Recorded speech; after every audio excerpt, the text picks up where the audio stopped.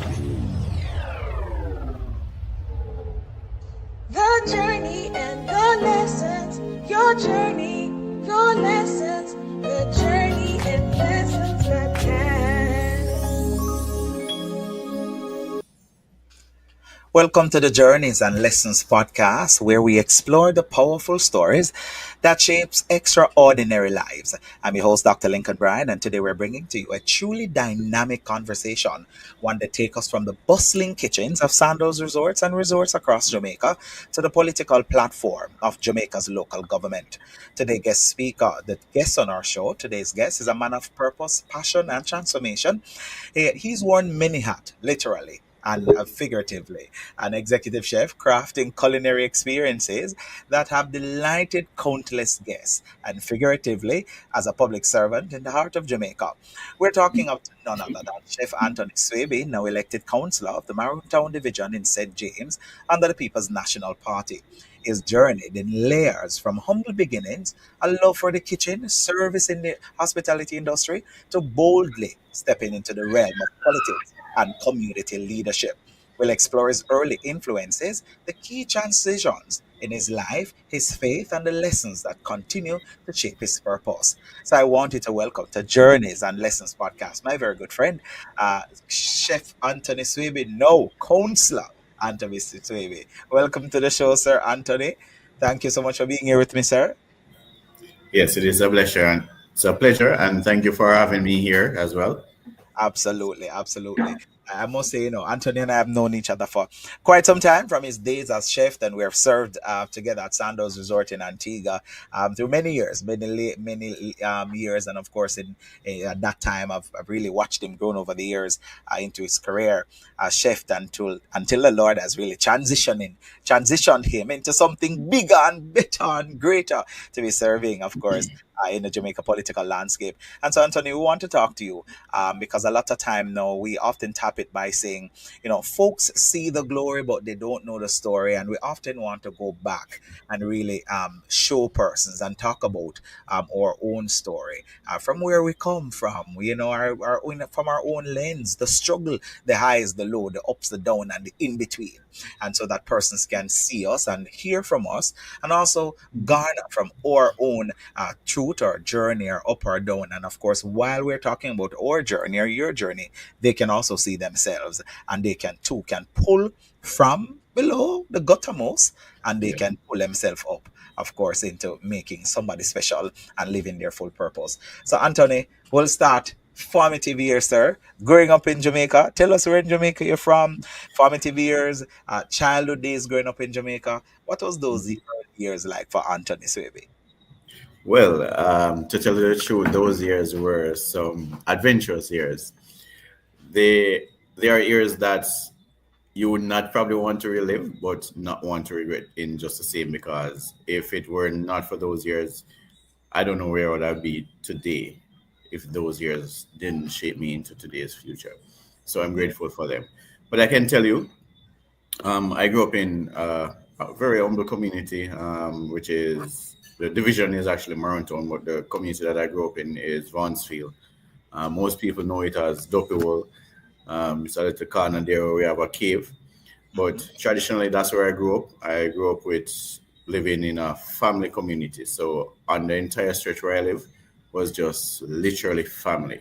So it's from one yard to the next, uncle, granduncle, grandfather, mother, father, just one stretch of family.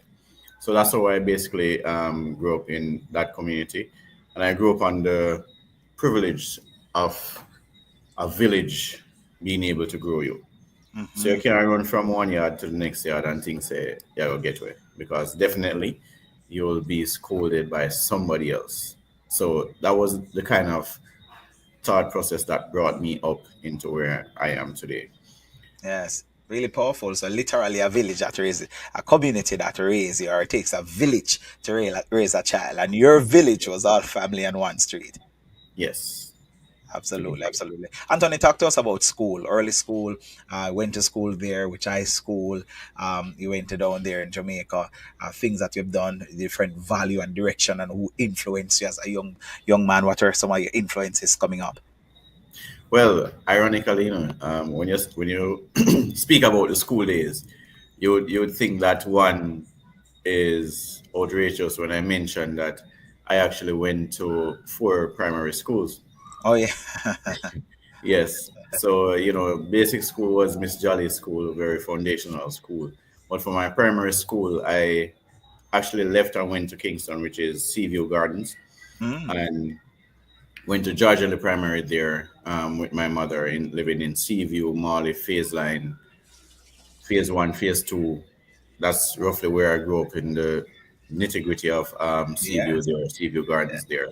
And I literally walked from Duane Park all the way to Marley from school sometimes, So that's basically where I started my primary education at Georgia the Primary. And then I ventured to what you call Wakesfield Primary. When my father Right. came out to the Canadian program, he said, boy, I have to go for him, son. So I went to Wakesfield Primary for roughly a year. Then from the year, my grandfather wanted me in the countryside back to Maroon Town. And I started out at Shaw Castle Primary. Right. And then from Shaw Castle Primary, I went to Maroon Town, Vaughnsfield Primary. And then from Vaughnsfield Primary is where I left to where they at that point they had common entrance exam, and from that I was able to go to Maldenay. So Maldenay was my final high school education point. And you stayed at Marganai until school finished this time because Yes, I stayed at Maldenay until yeah. yeah, man. Who are some of your influences and who value your direction as you're growing up as a young man?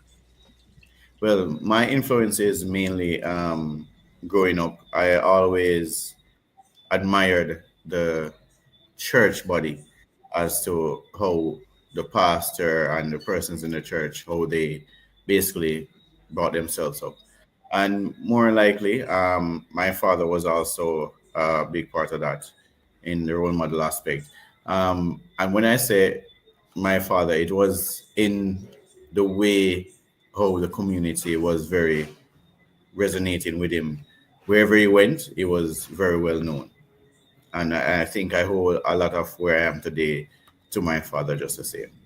So safe to say you grew up in church. So faith was a big part of your foundation as you're coming up. Would you say? Yes, because we grew up on the foundation. You can't sit down in a yard and Saturday or Sunday come. You need to Right. keep going. So that's typically it. Even though my parents they didn't go to church, but they ensuring that you're leaving the house to go to church. Absolutely. You have to go. You know, it's I mean it's standard in Jamaican household that whether or not your parents are going to church or even Christian or saved, by the way, you have to go if Yes. it's even Sunday school or so, but you just can't stay home, you know. Mhm. And that's how we also grew up on that, culture of Jamaica. Um, were there any signs, I'll say, at a very early age that hinted your love for leadership and service? Because when I look at your career trajectory, it's all leadership and service. You move from one stage of service to Certainly. another level of servicing. So what were the early signs that you've seen, or what hint that moment and drive that passion that I want to serve? Honestly, to tell you the truth, I if somebody said that I would have been here today, I would have said otherwise because it's not something that I actually saw at an early stage. I think this was something that came at a later stage, being with my involvement and everything. So I would say no, it was not from the early stage that I saw this, but at a later stage in my life where I started to find my sense of purpose, and that started as early as going to Kenilworth and then transitioning into the hotel system. I think that's where it really started from.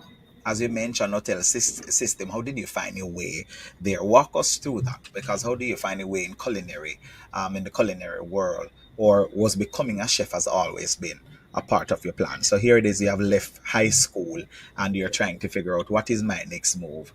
Was this one? Because I often say there are certain career that I'm in that really choose me. I had no plan for it. So so I'm wondering if that is your same Well, it was way how you the funny thing about it is, yes, I went into the school system wanting to do food and nutrition, Mhm. but if you understand the high school system, at that point the food and nutrition classes were full, and I was forced to choose another subject, which I actually got a 16, which is metalwork and welding.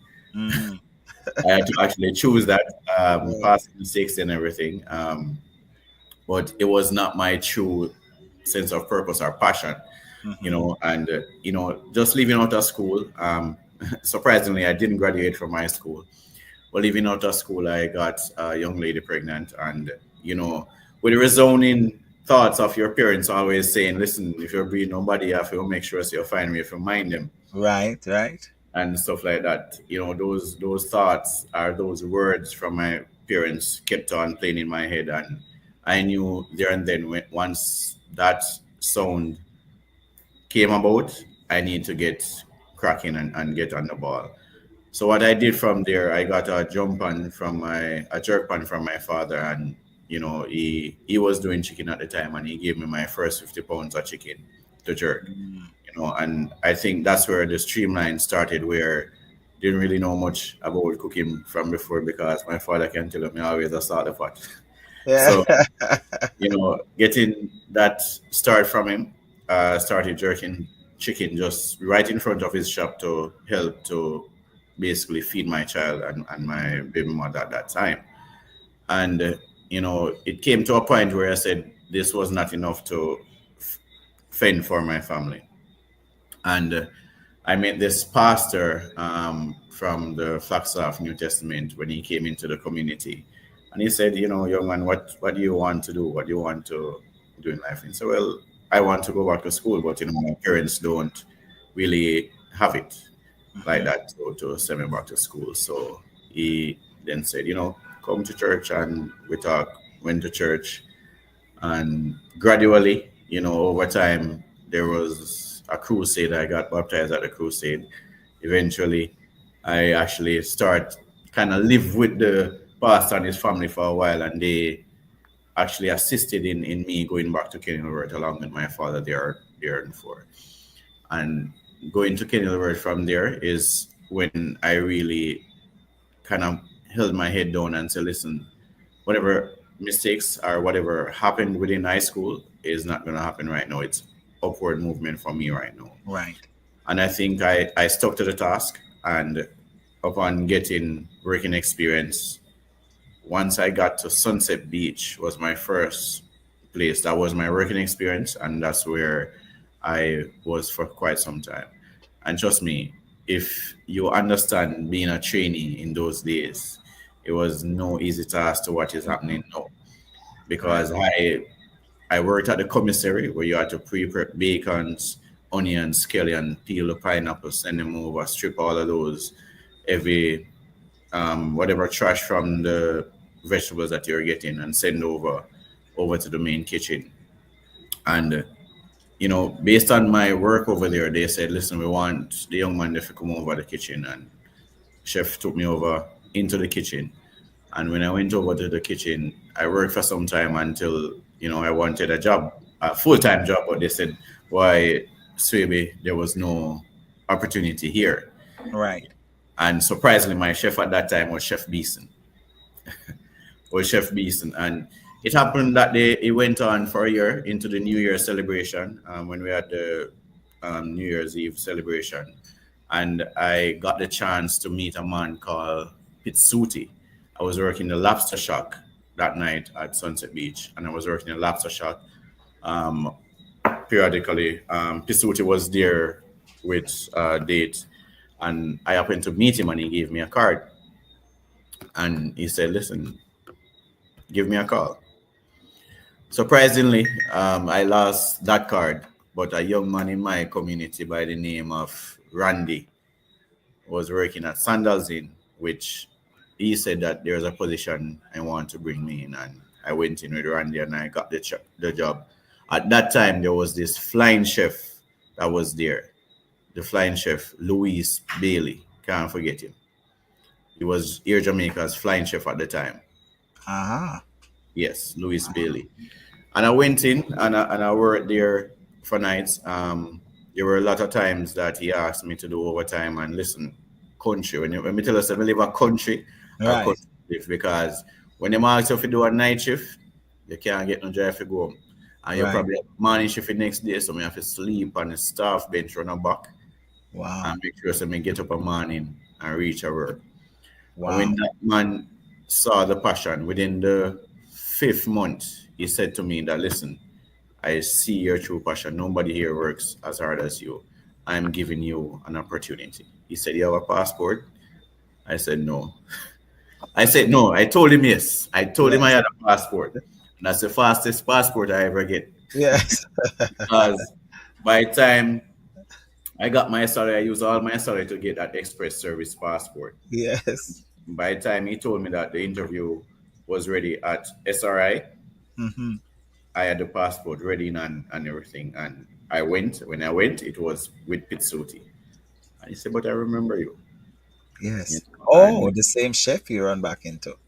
yes, Yes. Pitsuti was the one who opened Sandals Antigua when we were Sandals there. Antigua. He Yes. was he was the FMB, what you call it, Director at the time. director, like what Ricky Duane was doing. Yes. He was the Yes. one who was in Yes. charge of that.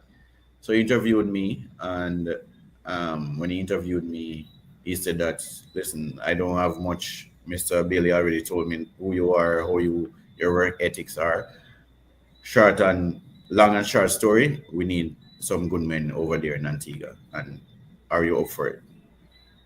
And I said yes. And there he took my passport, copied, and the rest of it was literally history. But I Yes. tell you that entering that space, it was a situation where I said, listen, there is no turning back. Yes. There was no turning back. And we saw that passion, so we saw that passion in coming into Antigua and support. And I want to ask you something before we dive into the transition, because here it is, as a young man, and you have gotten some experience in Jamaica, and now you're transitioning to another country where that's where you'll start to really build out your career. But I wanted to walk me through being a father at that age, because I've known you for years and I didn't know that you start fathering that young.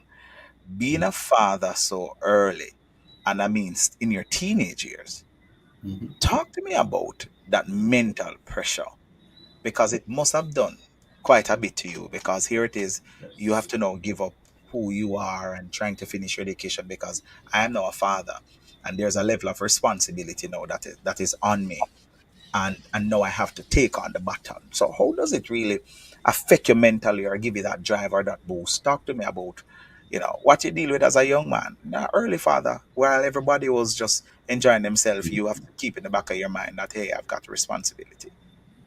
Yes. When you say that, it tremendously was a pressure that I never expected.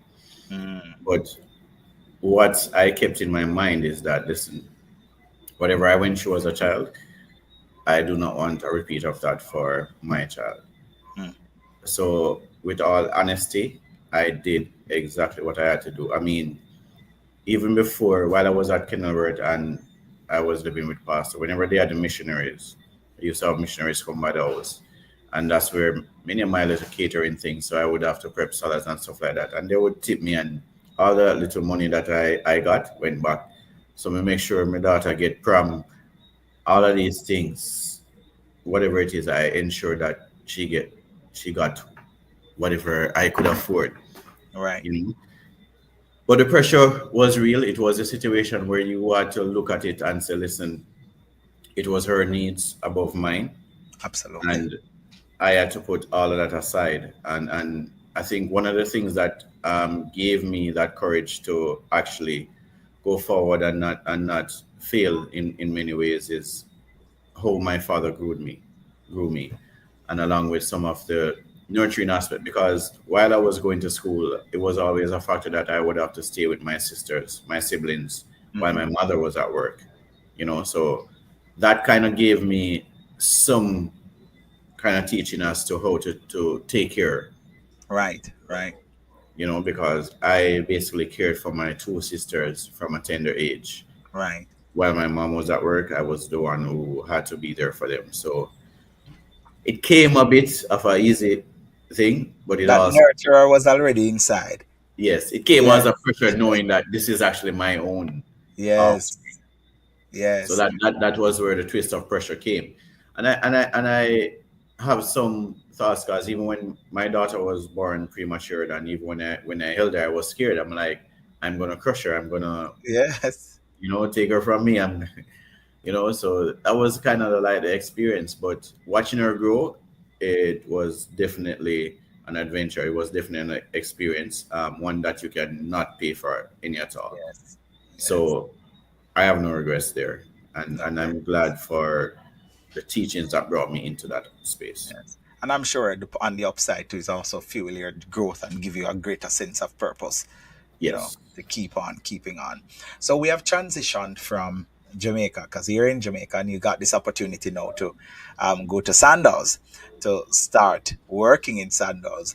What was the experience like transitioning? I mean, you're in the Caribbean, but you're moving from Jamaica, and everywhere have their different culture and different landscape and yeah, Yes. different things that really boost it and make it what it is. So getting there, what were some of the talk to me about the transition, the culture shock, the things that you think were that weren't and weren't that was, and moving into Sandoz, Antigua, and the different space. Some of that standout moments that really shape you as you move into the transition. We'll talk about the transition into the country, and then we'll talk Mhm. about some of the standout moments that shape your culinary career. Because I believe maybe it's there where careers start to now boost and greater exposure start to happen. Talk to me along those lines. Well, I can tell you that that transition was actually a shock. It was a shocker for me in so many ways that literally it took me some time before I even started leaving the property. Yes. People would call it or work call it, because when everybody else was going out to the clubs, I was still there. I was working the pub or something. But the culture shock for me is how the people operated, how they spoke.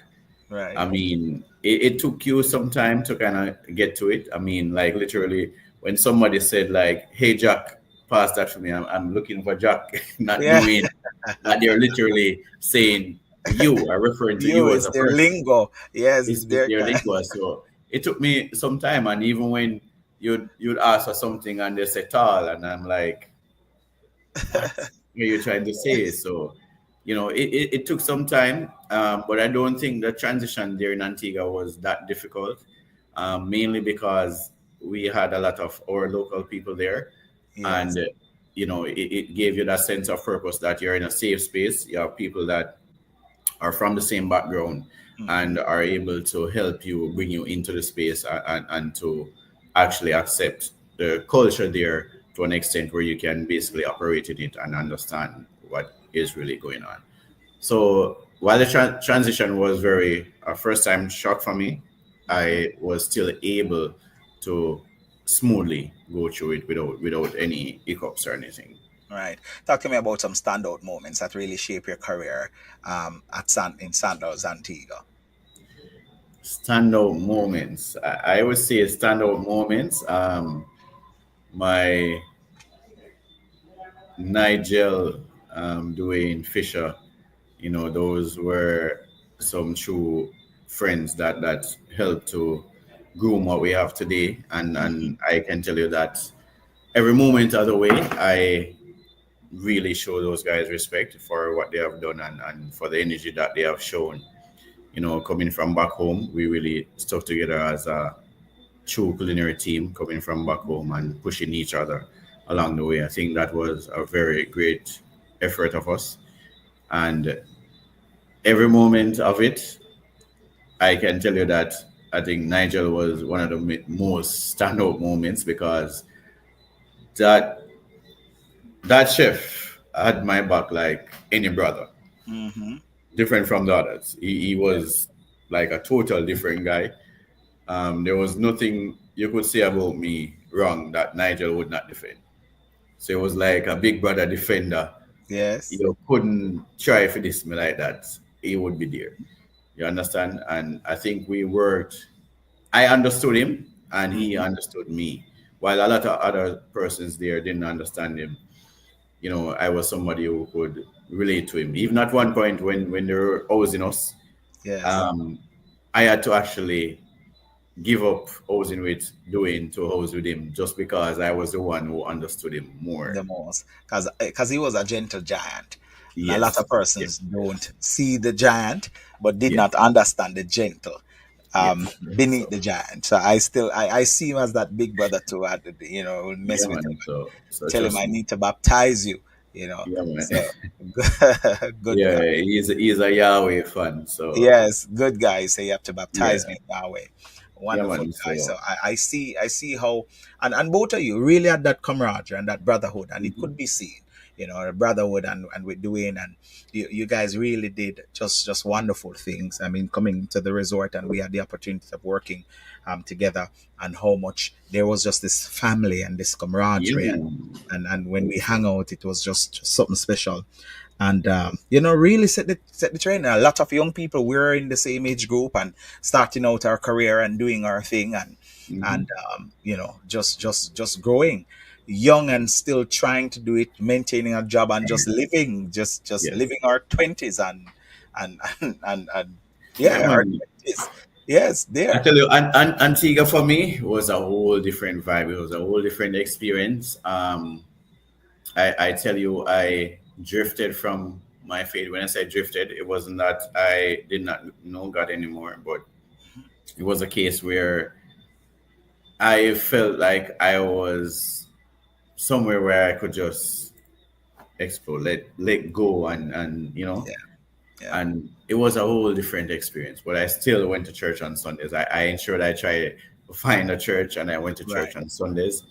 But then everybody, that pressure say, "Hey, you need to go, man. You're not doing anything." And Yes, yes. I just can remember a club one night, and I guess that was it. And that was it. Because That you're was more the it. reserved kind of guy, and I Yes, know they would say, yes, so yes, come yes. and pull you because you're quiet. And I think that's a way of them trying to pull you out of that isolation stage, Aspect because of it. you're just face down, quiet, work, and just go back.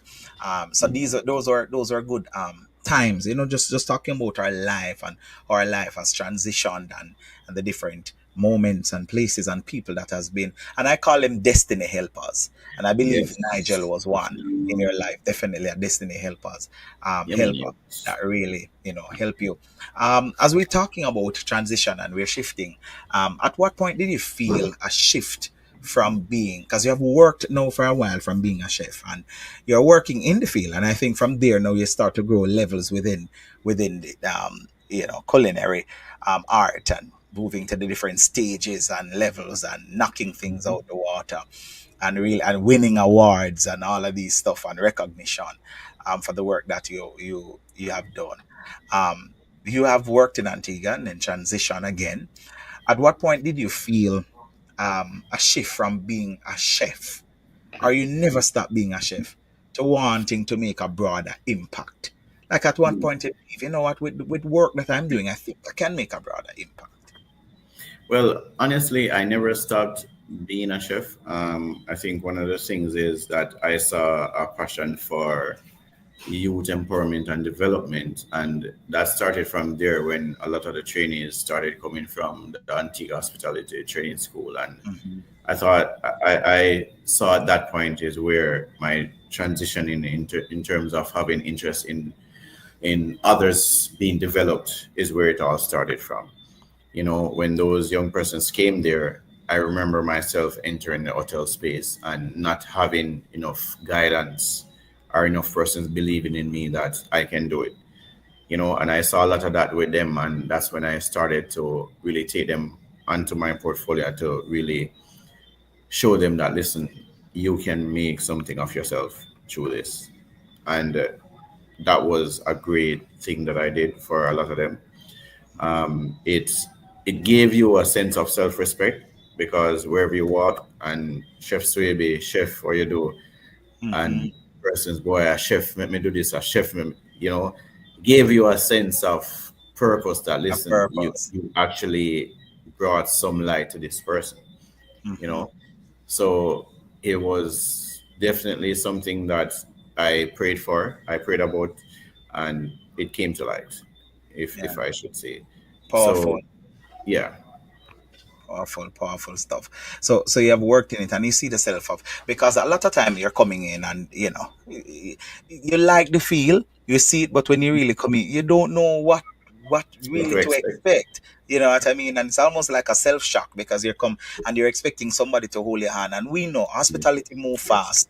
There's Very nobody good. to really hold your hand too long. We gotta keep it moving. We know how it is. It's a fast paced industry, and so it's almost like you can get so lost or left behind if somebody don't literally take you and say do Take you this, on. do that, Yeah. and you can get Yeah. lost in the space. You have served in various capacities: Yes. hospitality, mentorship, no Yes. politics. How did you manage the transitions through the different spaces, and still trying to balance who you are and still be settled with family? And we haven't even touched family yet, but how you manage the transitions? Well, to tell you the truth, and I will always remember Chef Amit Sood Yes. and Chef Amit Sood and Frank Sham was a true motivation for me there in Antigua. I mean, they developed me from a grade level two chef all the way to an executive chef, if you might add. And they were the ones that played a major role. They literally said, never say that you can't. You take it and you find ways or find experiences to help you get through it. So Right. when we gave you a task, it was not for you to say, Chef, I can't manage it. It was for you to take it, break it down, and see how you can conclude it. And that's something that they showed me. And Chef Amit showed me that experience in a way that I was able to understand that, listen, I used to look at myself and say, boy, the leader work a bank, me can't get him on. She ain't in my league. Me not try over Yeah, this. yeah. But after being there and you rationalize out some stuff with me, and is a chef like this, like off the scene, he will take you and said, listen, you deserve the best. And you will buy the most expensive wine and say, drink that. Buy the most expensive steak and said, eat that, taste what it is like. Hmm. And you said, when you look at a woman, look at it as you're looking for the best. Don't sell yourself short. Yes. You know? So when he took me out and we went out, he said, see a lady there. He said, she's a bank manager, she's a owner, and you got that level of self confidence within to be able to approach persons. Because trust me, like I say, you could have get hardly get one or two words out of me. Yeah, very shy. Very shy. Honestly, not a brag thing, but a woman would actually have to approach me and say they Yes. want me. For Yes. me, even say, all right, it don't Yes. go nowhere there. Hi. Right. You understand? But trust me, getting the experience from him and the things that he taught, I thought that he was just a chef. But trust me, off the scenes, when he was off the chef world, he was there trying to coach and mentor me into being something better. So you tap And into a mentor right there. yeah, man. Yeah. So while he has that egoistic aspect of him, there was a part of Yes. him that literally had that nurturing and teaching aspect to make persons better than they are. That's You amazing. understand? So yeah, I have to give him kudos to that.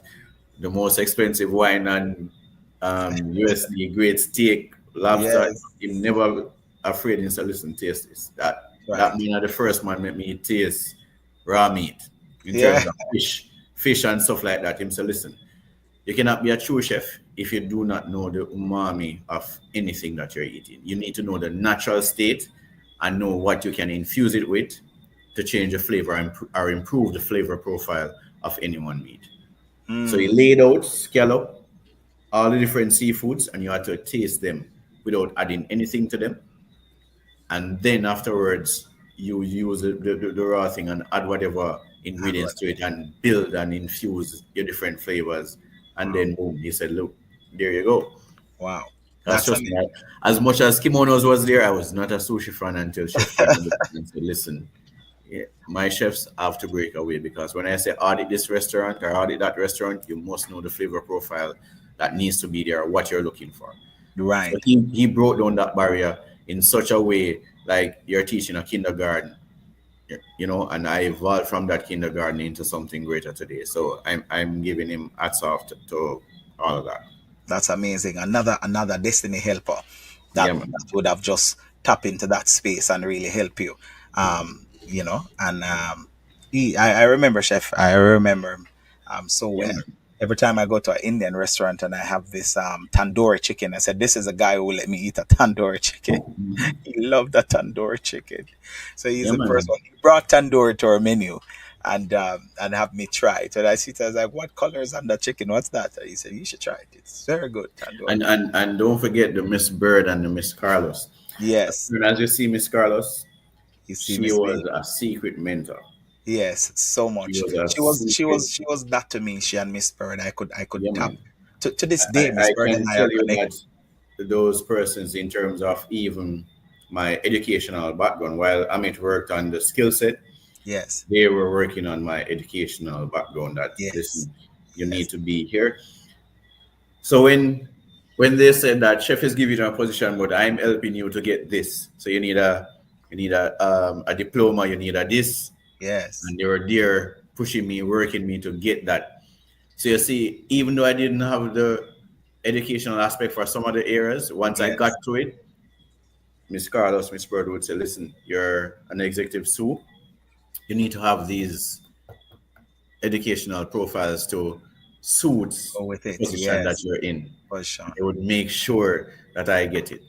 So They are amazing. I owe a lot to Antigua and the Mm-hmm. people of Sandals, Antigua, for what Antigua. they have done for me, for bringing me through it and believing in me.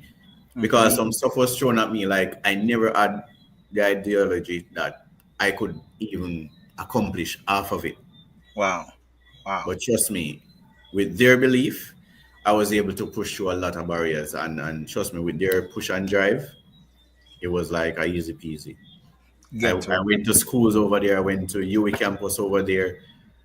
I did went to Antigua, the hospitality school there, just to get some Yeah, short add it. courses as well as that.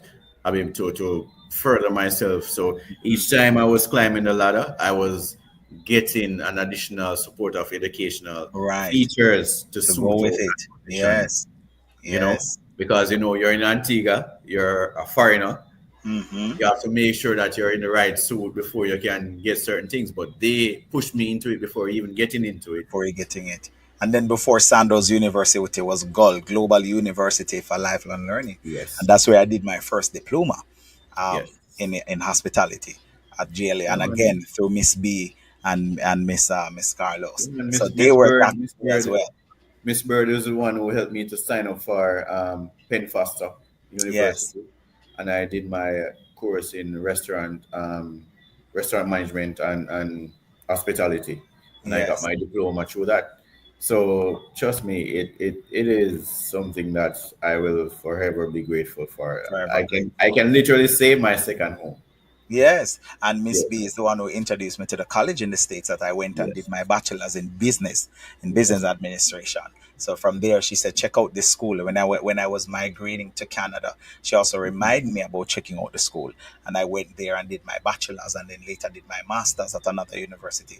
But from there, I started my journey because I studied theology first, more yes, Christian teaching, and then they are the one who kind of immersed me to say balance the thing on the more business yeah, side. And that's when I started to tap into that field and did my bachelor's, master's, and then of course go up to doctoral studies. yeah. But yeah, so I mean, we credit. That's where we start from. You know, we're early 20s, so Yes, young yes, and yes, fresh and yes, green. Now, yes, 21, 22, coming in, we're young. yes. You know, I was just doing it and coming through. So I mean, it's really great when we can really reflect on our journey, because a lot of time people see that, they see you now and don't understand what it take and the hard work and the dedication. And these were tough days. We were young, aspiring to be great, long Mhm. hours, tough days, good guests, bad guests in between, heads of government summit. We're running like headless Yes, chickens. I yes. mean, security detail tight, vice grip, no room for error. I mean, we have Yeah, gone man. through it. The openings, the celebrities, the fanfare, to the All regular days. We yeah, we have man. we have gone through those days. Because I was able to work with, you see, the difference of Antigua, it brings you into such a personal space that Yes. even the man that is popular is in the same limelight as you. So it gave you a different kind of level of relationship. And Mm-hmm. I remember doing functions for even Asat Michael, Yes. Baldwin Spencer. I was doing like private stuff for Yes. those guys at their homes at whatever events they were having, and I'm like, yeah, that was a good experience Mm-hmm. to basically have. Tap you into some space. I never know I would have served the Honorable Prime Minister PJ Patterson, Yeah, who I've seen just on TV, and the just on ability TV, to be his right? butler 4 or 5 times. He's like Lincoln has to be, and I'm sitting in his space and Yeah, man. provide feeding him and what you want, and we'll get the chef to put it together. And I mean, all these men that you've seen on TV and people, and you're now just in their space, and In there, yes.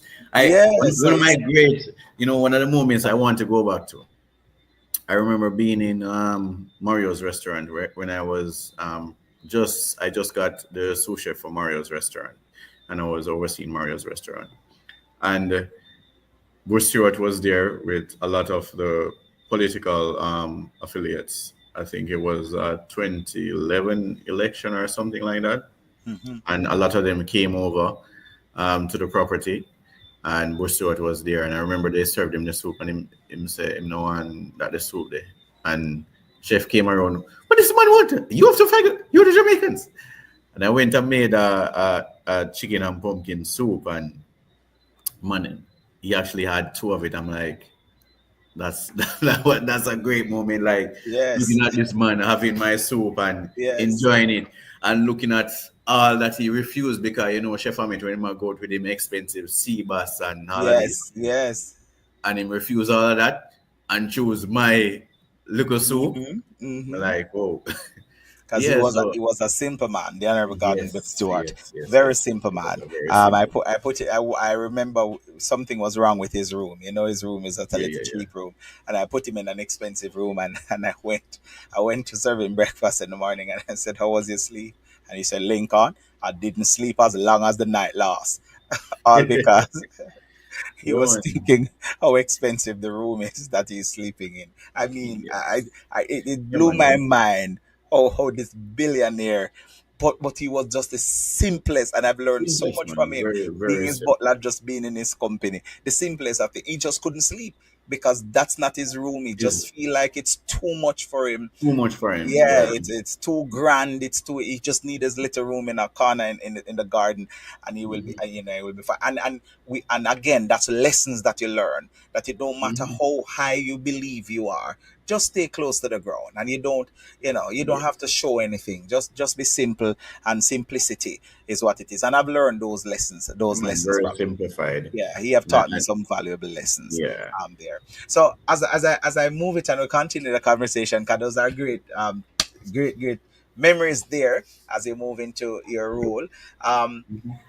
we talk about Christendom and faith and so forth, and we want to touch on faith because how has faith really guide you, and faith has really influenced your personal and professional journey? Because as you're going along and you want to keep God in the center of it, how did that really influence you and your professional journey? Well, I can tell you this: none of what I am today could have been without the help of God. Because honestly, there were some times when I literally was in some dark days, and I had to really do some soul searching and find that sense of purpose. Like, Father, what is happening? Where am I? How did I get here? Questions like that. And it's kind of a way where people really don't believe in prayer. But trust me, I've prayed about things. They Mm-hmm. didn't happen in a day, they didn't happen in a month, and they didn't happen in a year, but they happened 2 years later. And I'm like, I prayed about this, Mm-hmm. literally. And you have to understand that when you trust and believe in God, it is a whole different ball game. I mean, All the different. impossible becomes possible. Yes, The thing sir. that you thought was overrated becomes rated for you. You understand? Mm-hmm. And when I simplified my life, one of the things that I said to myself and I prayed about is that I will never forget where I'm come from. Allow me to be that humble person, Hmm. but still achieving and breaking barriers. But Absolutely. whatever I do, I've always prayed that I never want to lose that humbleness that is within me. And I Yes. think that has been one of my greatest pride and joy is remaining humble and remaining sane regardless of whatever situation, regardless of what is tumbling down around me. I have been blessed with that sense Yes. of humbleness within me that Yes. it surprises people at times that listen, that's not the reaction that I expected. Hmm. I just showed a big stone at you and you're like, you know, people often ask me, what do I do gotta do to get you off the edge? You understand? And I normally say that, listen, you have to be that good to Yes. get me to that point.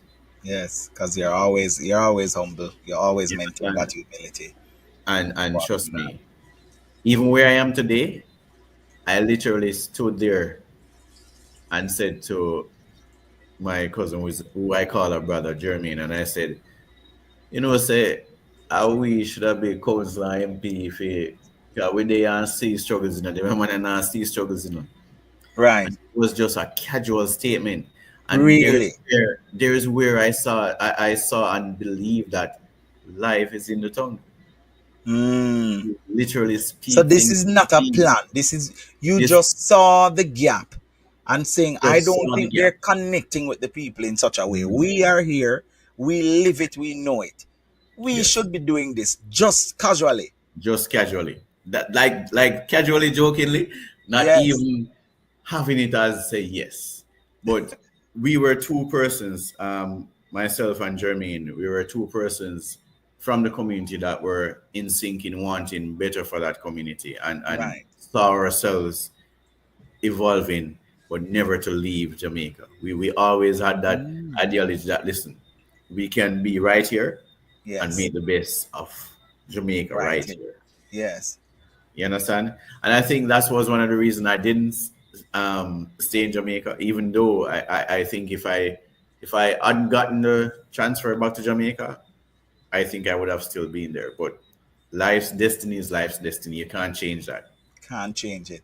And the And Lord know his plan is the greater Lord than has his purpose, and his purpose was right here in Jamaica.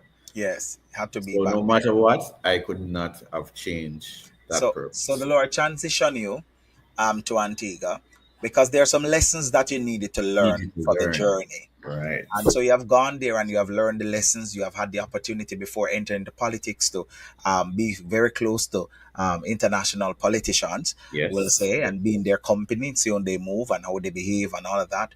You'll garner some experiences as to how to lead and how to develop and how to mentor and how to train and how to be there and stand in the gap for others, how to receive help and how to give help. And you have run into what you call destiny helpers and you have learned all the lessons that the Lord would have for you to learn. And after the lessons, the Lord is saying, all right, I think you have now learned the lesson. Now it's time for you to demonstrate that which you have learned. And I've now transitioned back to Jamaica. Just open up your mouth, life and death in the powder tongue, just like I saw my wife and said the same thing. I would marry this girl and she does look pretty. 7 years later, somebody introduced me to the same person, right? And said, I think this girl would be nice for you. And I was just running my mouth, broke as a church mouse, wasn't even thinking anything about marriage. But life and death in the power of the tongue. And just so Yes. you mentioned that you just saw the need, mention it, and here you are tapping into the political arena. There are so Yes. much questions here that we have to dive into with the time that we have because now we have to touch into politics. It shocked me when I saw it. I said, wait, what's this? Is this real? What do you mean? And I'm messaging you like, yeah, because I'm trying to Yeah. fathom what I'm seeing. I'm like, I don't know Anthony as a politician. He's a chef. What's happening? So now you're telling me that that is what drive the change. You just saw the need and tap into it. Yes. And I know that you're a church man. And so we want to debunk what we have always heard, that it is difficult to be a Christian and a man of faith and Yes. still maintain or work in the political arena because these spaces has often challenged the Christian values. Talk to me about the challenges that you have to deal with and being in this space and that you can still be saved and still do the best because you know how they view politicians. So Yes, talk to me about that. I can tell you that it is a challenging one. And why it's challenging because you're out there in the space where you're mixed with both worlds. And one of the things is that you will all be always be tested and tried, and that's one of the greatest thing is when you're tested and tried is staying above ground and being able to cross over that bridge. I've seen where there are situations where the test is so hard that if you're not being prayerful, you'll not be able to overcome it. And I Mhm. think that's one of the main things that I'm surrounded by some prayer warriors that are always praying me up. You know, when sometimes some things happen and I'm like, whoa, I could have just gone the other side or I could have Mhm. just died, but there was a different direction, and then a pastor will reach out, I saw you and I prayed for you. And I'm like, Mm. who can tell me that God is not real? Yes, yes, yes. Every day I experience something that gives me a greater reason that I need to be thankful for the Lord because each and every day of my life, He has guided me through it. What happened in the election? Not even myself knows how it happened because Mhm. literally I just prayed, Wow. Lord, if this is your way, if this is your true calling for me, let it be. Hmm. And there it I was was. going up against a teacher, somebody who I looked up to, somebody who I had high respect for, who was my Wow. social study teacher, who helped me Really? pass my SBAs in social studies. So you run against your teacher for a political office? Yes, yes. And I'm telling you that I had no grudge against him or anything. I Right. never stepped on a platform and tried to disrespect him or anything. I just held to the humble beings and prayed And stick to your plan. and stick to what it That should and be. that is a true test of your character because you still remember this is somebody who helped me along the way, and I am not going Yes. to Yes. disrespect him or mar this character just to make me win. That is No. the true value of And, a and, and leader. and that's one of the things that I say is I don't believe in that kind of politics where you need to tear down somebody else to Right. gain a vote or gain attraction. Right. There's really no point in that. And I don't think that's what the Lord requires of me to do Right. in this journey through this political career. And a lot of people will find difference in you being a part of the political procedure or even a part of it so indulged that they would say, you can't do certain things in church or whatever. And I stay humble. Whatever it is that I know my place with God, and that's one of the most important parts. Hmm. But I want to say that this notion or this political journey has even helped me in some point to be able to please persons who are really in need. It's a step closer. It's a resource that the Lord has blessed me with to be able to reach out to others who are really in need. Right. You understand? So it's not something that I curse. It's something that I try to bless and try to make the Lord sanctify my way through it to keep me sane, keep me on the right path, to not be overzealous or to Hmm. be over prideful about where I am, but always remembering where I'm going and why I'm here and why I need to do this. So Because you you need, can be in politics and still be safe. yes, Absolutely. yes, you can. Absolutely. And the whole point of it is not losing yourself and remembering who you are. Right. You just always need to remember that for most parts. Yes. So it's a need that you see, and the need for the people is greater than anything else, and you see That that you is can greater than anything else. tap into that And need. and what's one of the things that we have to remember is that religion is something that causes division. And Mm. if we as Christians can put aside religion, this world would be a more unified world where we can reach hearts So from show all them over the world Christ. to show them Show them Christ. Christ through us. So we need to break that barrier of religion. to saying Hmm. that I'm this religion, I will not mix with you, or I'm that Yes. religion, I will not come where you are. Yes. And once we can do that, I can tell you that more people will be more open to receiving Christ. Because right now, we Christians are the reason for a lot of persons not being there in Christ, In Christ. Awesome. because they see us as a division. That And that's that's just we just so need so to understand that if we're on a path for Christ, we're on a path for Christ. so powerful. Right? We have to remember that the Lord only spoke of a church once.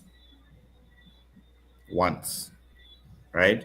He was out there with the Jews, he was out there with the Pharisees, he was out there with every single walk of life that you can think of. The Hmm. most dirtiest, the Ur, the hookah, the Sodom, whoever you can think of, he was out there trying to change their lives, trying to encourage them and show them the right way. But if we as Christians separate ourselves from these people, then who it is that we are trying to bring towards the Lord? The ones who come to you are easy. Hmm.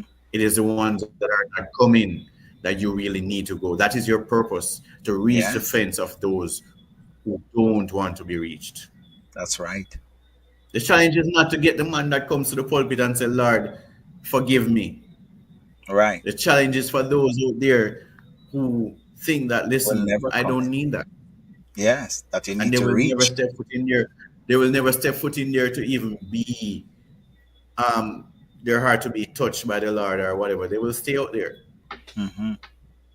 So you're right? using your political office as also an extension to Christ and to show people another way and to point souls also to Christ by demonstrating Him to the Because people. one of the things, that I normally say, I say that, listen, whatever I am today is because I prayed about it. And any platform that I go, Hmm. I acknowledge the Lord. It's one of the main things. I always acknowledge that there is a God. So regardless of what you want to say or believe, there's a God. And if it was not for him, I would have not done so. Right. You understand? And I share some journeys with my people that listen. Even there are times when I'm going home and I wake up and I'm wondering, how the hell I wake up here? Who could it Hmm. be? Wow. You understand? Wow. So I owe it all to him, regardless of how I'm going to get persons to him or whatever the case may be. But it is us that really have to live a life to say that, listen, regardless of what is going on, accept that there is a God, and things can be a big turning point from you. Once you accept that there is a God, that's the first step into anything. Awesome. As we're about to look to wrap to our conversation, I have about two more questions I want to ask.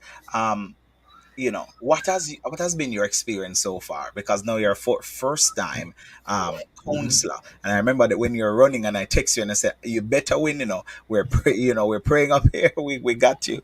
You win and let me know when you win, because Yes. once we see that, I think everybody in respect of whatever area you grew up in or whatever There was a political lot of love from all over. affiliation, A this is lot our of love. brethren, so we don't even business where it is, where we're like, Yes. if you're running, you better be winning if you're gonna run. Yes.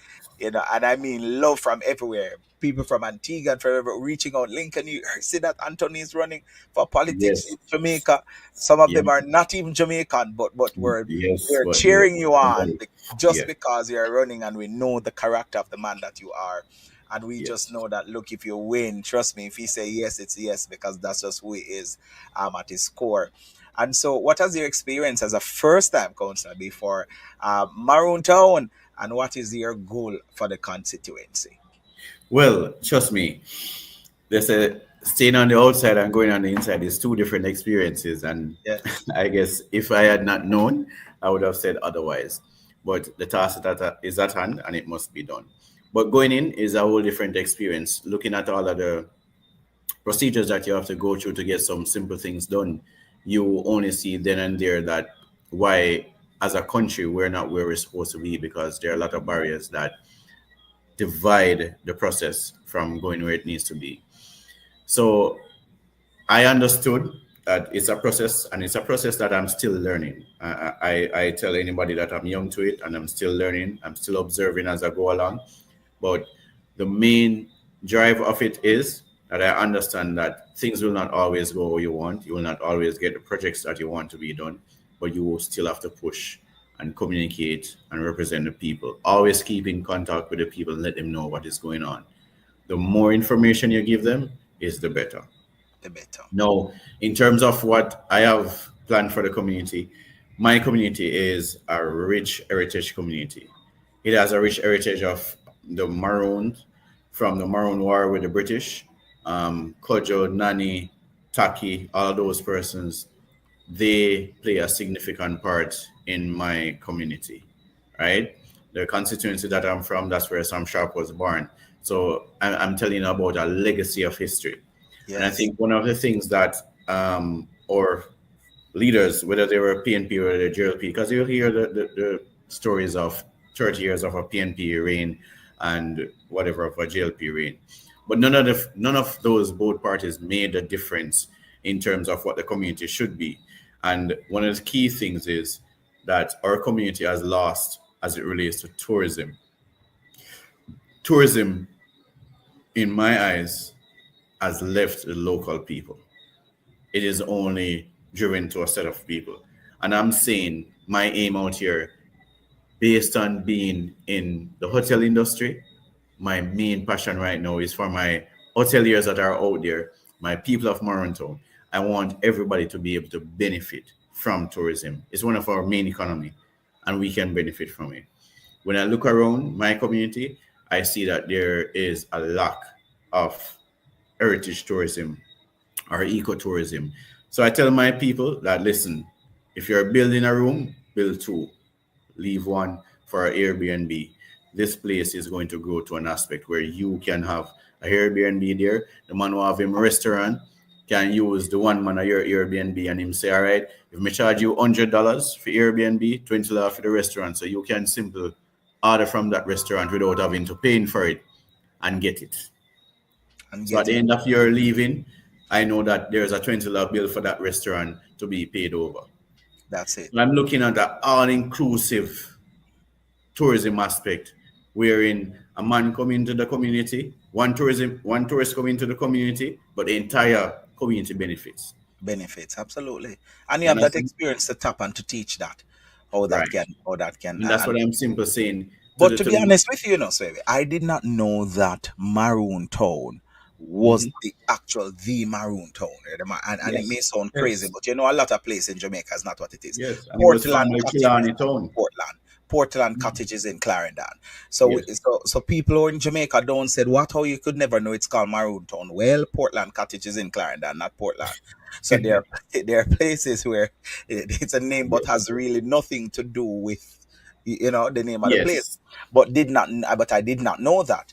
And I have family from St. James, Montego Bay, Mount Salem, Mhm. Catadupa. That's where my Yes. family origin from before moving to Kingston. Yeah, man. But I You did not remember know we share those boundaries when while those we were boundaries, yeah. yes, yes, And yes. so I mean, for a heritage community like that is one that should be booming, and hoteliers, persons who come into the different resorts, should be coming to that side to learn about the rich heritage in day tours and day excursions, to learn about those heritage, and have tour guides set up that walk them through to the different points and places and historical artifacts that will be loaded there. So I mean, that's very, very good Because starting point. when you look at it, we're coming, our community is like it's going in the backstage. Hmm. We had running water. We had telephone booths in the square. We had a gas station in the square. We had a good community center in the square. And all of that has been dilapidated. Wow. And I'm saying that, are we in the old age or the new age? Hmm. And that's where I want my community to get back to the point where we can have investors come in, set up proper infrastructures in terms of a gas station, being able to have ATM machine. Not because we're a rural community all the way hour and probably 10 minutes out of Montego Bay, means that we are not allowed to have privilege. We can Absolutely. use the same privilege. Absolutely. And I see where the space is for it and the opportunity is there to create that space. And I'm going to ensure that I lobby until it is time for me to step away and have a successor. Yes. But during my reign, I will ensure that I must be able to accomplish and help my community citizens develop from where they are, because I think it has been too long in that stagnant stage. Yes. My friend, I believe in you and I know that you can do it. A final word for our listeners that are listening to you. What would you say to somebody who is they are currently going through their own journey and their lessons and they can't see the end of it. They can't see the 20 years from now and the 19 and 15 years from now from where you have started on your journey to know. What would you say to them as they're beginning their own journey and to learn their own lessons? What would you say to them? Hey, it's funny you ask. What I'm saying, if you know me, you know where I'm coming from. One shoes, one pants. I wear all broke when the missionary them come and fit them shirt and something take. To the point where I can choose from different shoes. Wearing sometimes I get shoes when I don't even know where them come from. And I Yes. want to say to you that don't give up. Keep on praying, keep on believing. Because even at which point when you think it is the end, there is a greater beginning coming to you. Just believe. That's all you have to Yes. do. If you believe in you and you believe in the Lord, the way is right there for you to make a greater day. So just believe. Thank you so much, my friend. Wow, what a wonderful conversation. From the aroma of sizzling pans in Resort Kitchen to the heartfelt crying community in need. Chef Anthony Swaby, now Councilor Anthony Swaby, has proven that true leadership begins with service. That's all I'm hearing, my friend. Yes, Service. His journey reminds us that no experience is ever wasted, and each one becomes seasoning for the becomes so. greater purpose that God has in store. So, to our listeners, may this conversation that we have here this evening challenge you to reflect on your own path, whether you're in a season of preparation, transition, or fulfillment. Know this: your journey matters and your lessons are worth sharing. Councillor Swaby, thank you so much, my friend, for your time, for your heart, for your commitment to the people of Jamaica. May your impact continue to grow and to inspire many. And I know for the rich heritage town that you're from, your name will one day etched into the foundation and walls and the mind and memories and the legacy of the people of Maroon Town in St. James, Jamaica. So until next time, keep journeying and keep learning. This journey and your lesson, it's just a part of the whole experience that make up the human factor. So until then, thank you so much, my friend. Thank you for being with me here on the Journeys and Lessons podcast. I'm your host, Dr. Bryan, and I'm saying be blessed and be a blessing. So until next time, take care Thank you. and take care, Chef Sui. Thanks again. No Have a good problem. evening, everyone.